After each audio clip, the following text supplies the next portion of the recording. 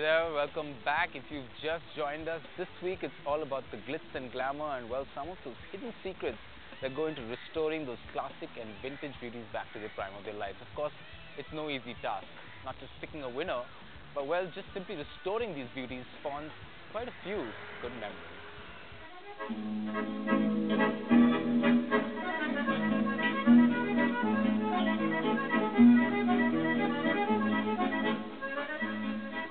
No doubt, every single vehicle here is exquisite, done in impeccable finish. However, there are a certain few that do stand out amongst the rest. These highlights are going to be shared with me with none other than Adil, who's here with us today. Hi, Adil. Hi Vikram. We are standing in front of one of the most revered cars, not just in Indian royalty but also in Rolls-Royce history. This is the 1911 Silver Ghost, the low bonnet look, which was chassis number 2117, and it was the first state limousine ever crafted by Rolls-Royce. The body design was commissioned by Rolls-Royce to the Barker coach builders, and it was ordered by His Exalted Highness the Nizam of Hyderabad. This car did a lot of state duties. If you see the fittings inside, the brocade upholstery came from France. A load of accomplishments there. The original speedometer, the other electric fittings, everything, even including the original horns, the lights, the CAV lights, everything was intact. But unfortunately, it lay dormant and locked up in the Hyderabad garages for almost about the last 5 decades. And then suddenly, when this Cartier thing came up, they said we needed a standing jewel across to exemplify this event, a real standout car. The representation was made to the Nizam's family, and they graciously allowed the car to be restored. And what you see is the result of painstaking restoration done very quickly over a period of just about 4.5 months to bring it back to something close to its former glory.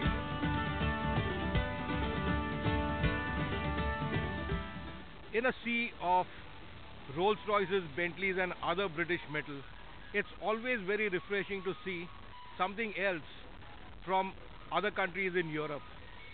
This Lancia, a prime example of the Lambda series from 1931, just the second owner from new, Hormuzji Kama, well-known automobile enthusiast and collector. Hormuz, great car you seem to have here. Thanks, Adil. Tell us about the car, tell us about its previous owner. Well, I don't know much about the previous owner except that he was a Maharaja in the Dumrao. jungles of Bihar in Dumrao. But he had the car from new, after which, as you are better aware than I am, I got it. The car was a mess. The car now runs as it should. That's it. Spoken like a true automotive collector and a restorer. This is truly one of the great cars. But let's shift gear from Italy and go across the Atlantic to an American car. Very, very great, and really one of the finest sporting examples of this brand.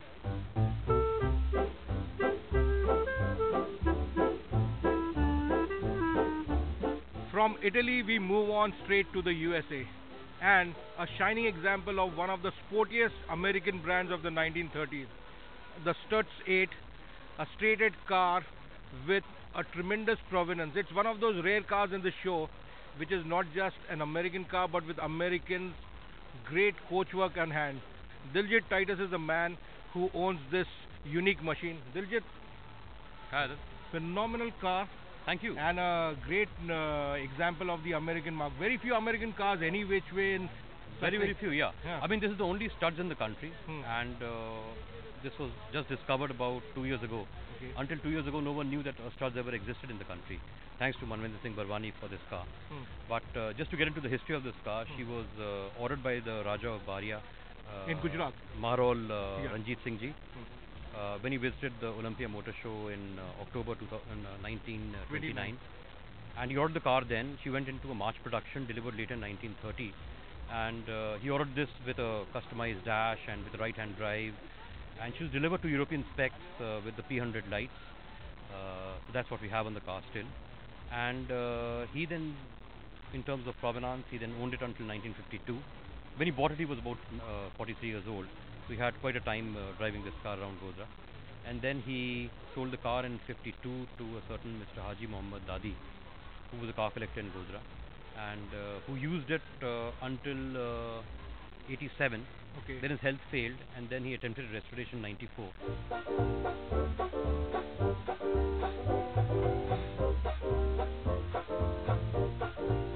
One thing for absolutely certain, the Maharajas had a penchant for the brand Rolls-Royce.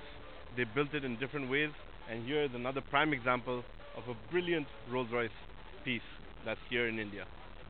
What say others? Oh, this is something which is really unique. Unique because not just for its body style, but because it is original, not restored, just preserved and in fine fettle. This is a Rolls-Royce Phantom 1 from 1925-26, which formerly graced the garages of the Maharaja of Bharatpur. It was the Maharaja's hunting car, so to speak. The bodywork is by a coach builder known as Windovers, and the style is known as a shooting brake for hunting purposes. You get in from the rear where there are gun racks. There Maharaja could what he call stand. There's a sunroof where he could come out and he could take aim to shoot his prey. Everything on this car is mentioned as just as original, and it does seem so. Fully aluminium bodywork from the 1920s in good running condition. It's just now got a second owner, and that's Yadupati Singhania of the JK Group. And trust me, this car could not have existed but for the caring look and the tender care which its owners had lavished on it, because to find a hunting car still preserved in its original finery and in its original gear takes some beating.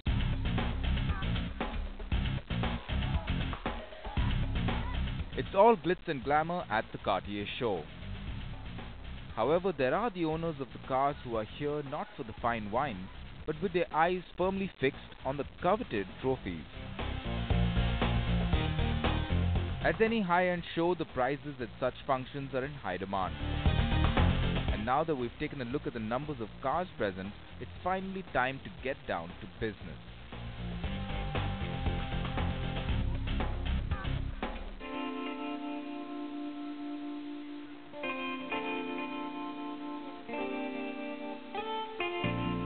At this year's Cartier's Concours d'Elegance event, the organizers have ushered in a total of 7 trophies to be won.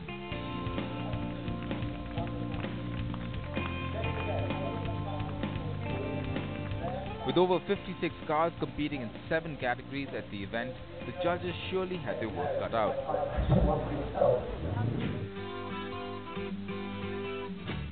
Each car had been scrutinized over the 2-day event in order for the judges to make an informed decision. As for the car owners, they had to ensure that their vehicles were in running condition as a prerequisite to the event. The competition itself was rather tough.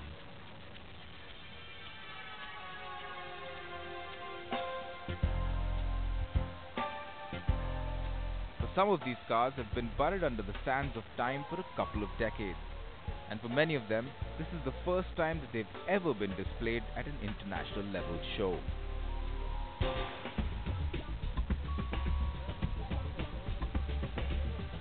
You must be wondering, how in a sea of gloriously restored, gloriously preserved cars, what am I doing here with a car which doesn't have its chrome intact, paint has faded out?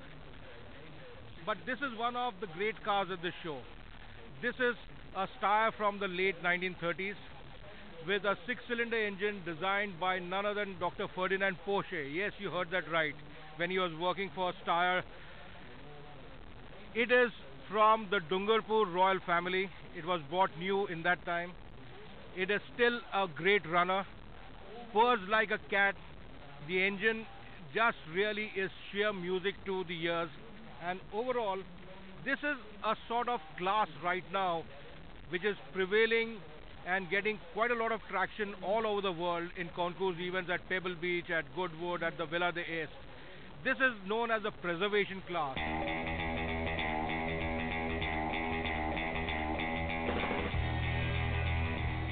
In order to make a well-informed and solid decision, the panel of judges included the likes of His Royal Highness Prince Michael of Kent, Sir Anthony Bamford, Sir Michael Kaduri, Gordon Murray, Olivia Martinez, amongst other people, who spent 2 days surveying the cars, getting to know their provenance, authenticating stories with the curator of the event, His Highness Rana Manvendra Singh of Barwani, and finally making the decision.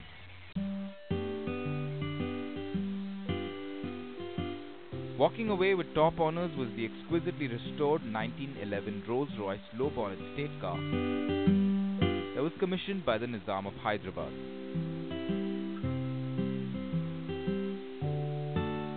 Brilliantly restored to an immaculate condition and done up in a bright yellow, the car was indeed a showstopper, and the craftsmanship it displayed was carried out to the finest detail.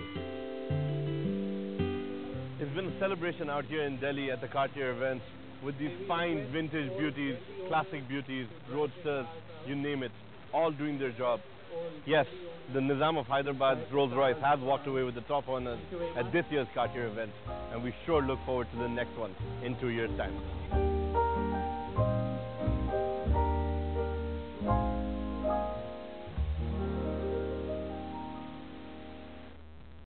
Wow, what a great way to celebrate a life well lived, both for the owners and, of course, their cars. Now, time for a quick getaway, but stay tuned, because coming up, Adil's finally revealing what he's really been up to.